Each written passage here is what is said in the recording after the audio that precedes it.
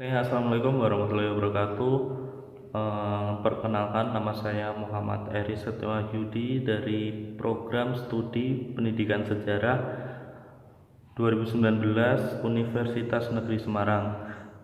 Pada kesempatan kali ini saya akan menjelaskan tentang supervisi akademik di sekolah. Nah, supervisi akademik di sekolah saya akan mencangkup 4 hal. Yang pertama yaitu pengertian supervisi akademik di sekolah.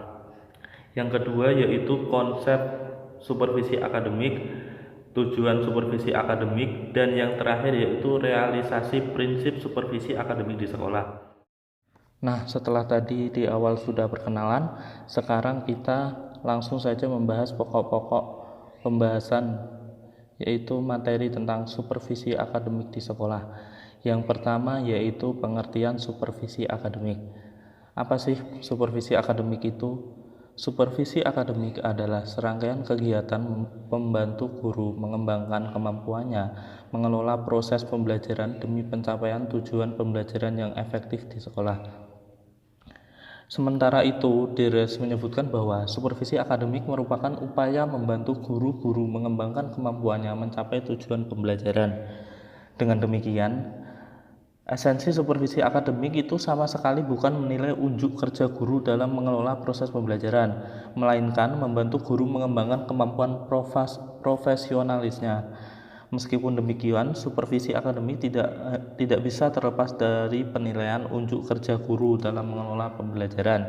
Apabila di atas dikatakan bahwa supervisi akademik merupakan serangkaian kegiatan membantu guru mengembangkan kemampuannya mengelola proses pembelajaran, maka menilai unjuk kerja guru dalam mengelola proses pembelajaran merupakan salah satu kegiatan yang tidak bisa dihindarkan prosesnya. Yang kedua yaitu konsep supervisi akademik di sekolah. Menurut Alfonso, Fitz, dan Neville, ada 3 konsep pokok atau kunci dalam pengertian supervisi akademik. Yang pertama yaitu supervisi akademik harus secara langsung mempengaruhi dan mengembangkan perilaku guru dalam mengelola proses pembelajaran. Nah, karakteristik esensial supervisi akademik sehubungan dengan ini, janganlah supervisi akademik ini diasumsikan secara sempit bahwa hanya ada cara terbaik yang bisa diaplikasikan dalam semua kegiatan pengembangan perilaku guru. Tidak ada satupun perilaku supervisi akademik yang baik dan cocok bagi semua guru. Tegasnya, tingkat kemampuan, kebutuhan, minat, dan kematangan profesional serta karakteristik personal guru lainnya harus dijadikan dasar pertimbangan dalam mengembangkan dan mengimplementasikan program supervisi akademik. Konsep kedua yaitu perilaku supervisor adalah membantu guru mengembangkan kemampuannya harus didesain secara ofisial, sehingga jelas waktu mulai dan berakhirnya program pengembangan tersebut. Desain tersebut terwujud dalam bentuk program supervisi akademik yang mempengaruhi pada tujuan tertentu. Oleh karena itu, supervisi akademik ini merupakan tanggung jawab bersama antara supervisor dan guru, maka alangkah baik jika programnya didesain bersama oleh supervisor dan guru. Tujuan akhir supervisi akademik ini adalah yaitu yang ketiga, guru semakin mampu memfasilitasi belajar bagi murid-muridnya. Setelah tadi membahas tentang pengertian supervisi akademik, konsep supervisi akademik, yang ketiga yaitu tujuan supervisi akademik. Tujuan supervisi akademik ini yang inti adalah membantu guru mengembangkan kemampuannya mencapai tujuan pembelajaran yang dicanangkan bagi murid-muridnya. Melalui supervisi akademik ini diharapkan kualitas akademik yang dilakukan oleh guru semakin meningkat. Ada 3 tujuan supervisi akademik, yaitu yang pertama, supervisi akademik diselenggarakan dengan maksud membantu guru mengembangkan kemampuannya profesionalnya dalam memahami akademik, kehidupan kelas, mengembangkan keterampilan mengajarnya, dan menggunakan kemampuannya melalui teknik-teknik tertentu. Tujuan yang kedua yaitu supervisi akademik diselenggarakan dengan maksud untuk memonitor kegiatan proses belajar mengajar di sekolah. Kegiatan memonitor ini bisa dilakukan melalui kunjungan sekolah, kunjungan kepala sekolah ke kelas-kelas di saat guru sedang mengajar, percakapan pribadi dengan guru, teman sejawatnya, maupun dengan sebagian muridnya.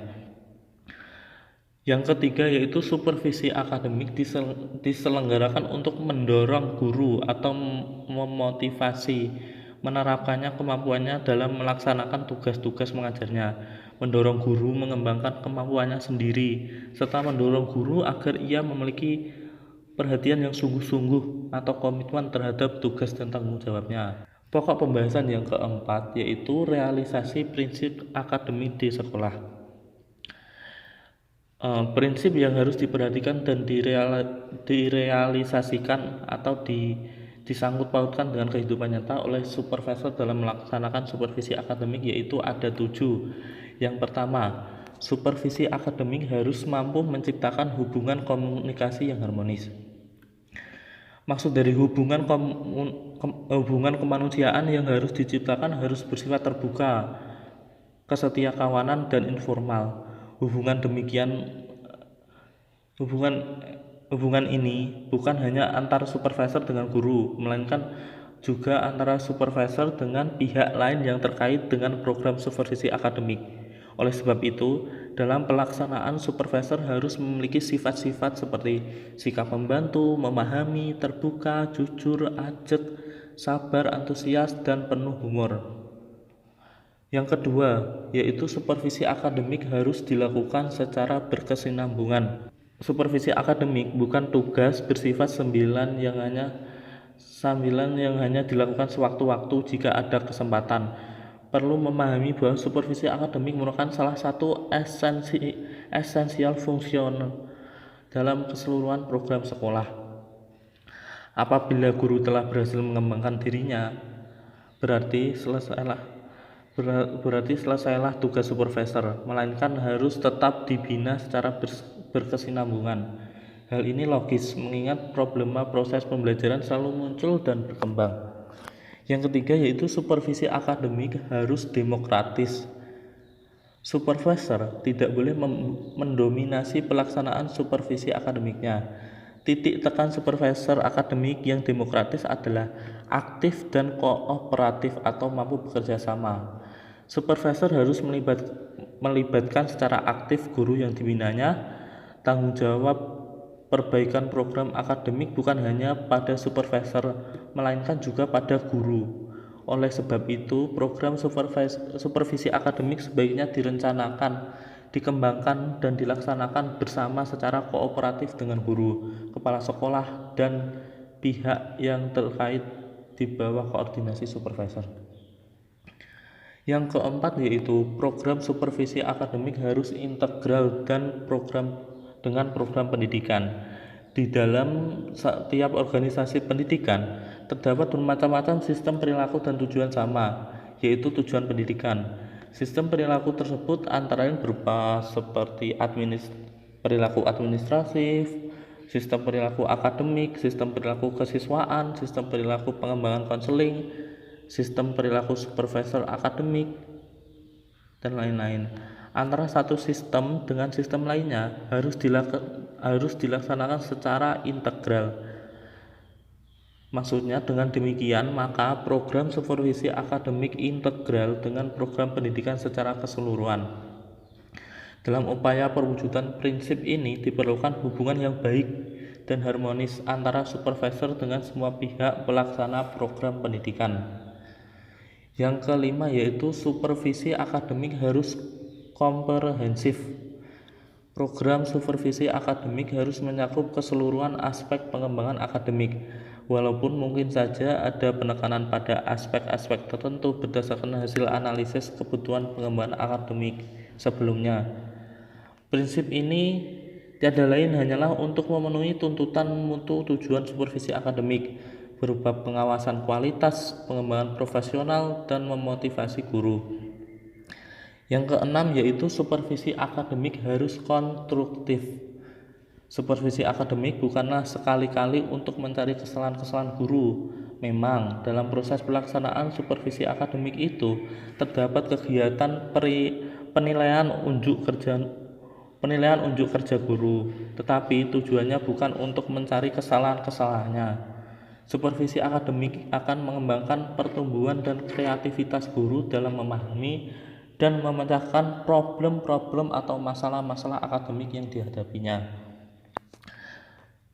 Tujuan yang terakhir yaitu yang ketujuh, yaitu supervisi akademik harus objektif dalam menyusun, melaksanakan, dan mengevaluasi keberhasilan program-program supervisi akademik harus objektif. Objektivitas dalam penyusunan program berarti bahwa program supervisi akademik itu harus disusun berdasarkan kebutuhan nyata pengembangan profesional guru. Begitu pula dalam mengevaluasi keberhasilan program supervisi akademik. Nah, disinilah letak pentingnya instrumen pengukuran yang memiliki validitas dan reliabilitas yang tinggi untuk mengukur seberapa kemampuan guru dalam mengelola proses pembelajaran. Sekian pembahasan dari saya mengenai supervisi akademik di sekolah. Semoga bermanfaat bagi teman-teman. Apabila ada kata-kata yang salah, saya meminta maaf yang sebesar-besarnya. Wassalamualaikum warahmatullahi wabarakatuh.